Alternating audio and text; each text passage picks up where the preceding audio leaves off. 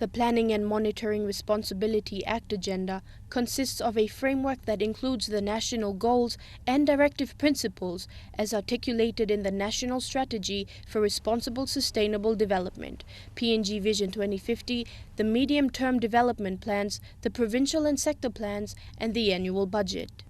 The Act also brings into law the National Service Delivery Framework, the physical and spatial service delivery infrastructure of the government that sets out the minimum standards of services to be provided by all levels of government and requires all participants to build and maintain this infrastructure that is set up at national, provincial, district, LLG, ward and village levels. Our attempt to demonstrate how serious we are about recognizing the paradigm shift in the world and trying to, as responsible planners, position Papua New Guinea as best as possible through a strategic planning process.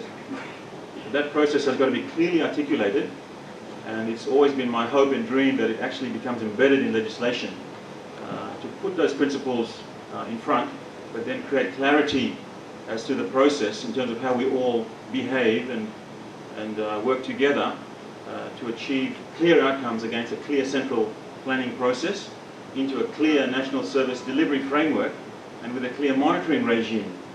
And it focuses all of us to this central and focal point. And that is the whole idea of this process. The Planning Act requires the Department of National Planning to produce an annual budget and requires monitoring and evaluation to be conducted at all levels and imposes duties and obligations on all agencies who use funds for development purposes to report on the performance of those funds. The Department of Planning also launched the Development Cooperation Policy, intended to guide the effort of all development partners in funding development priorities around the country. The DCP takes its cue from the overarching STARS paradigm, which now provides the guiding principles for all state policy, including the recently launched WASH and population policies. And this Act compels all state agencies to produce the relevant information that reports through planning against those targets. And it's a punishable offence if the Public Service Management Act, you don't comply and produce that information, it is grounds for your discipline.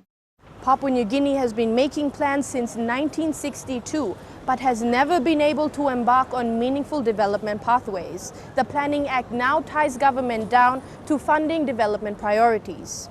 Michelle Bird, National MTV News.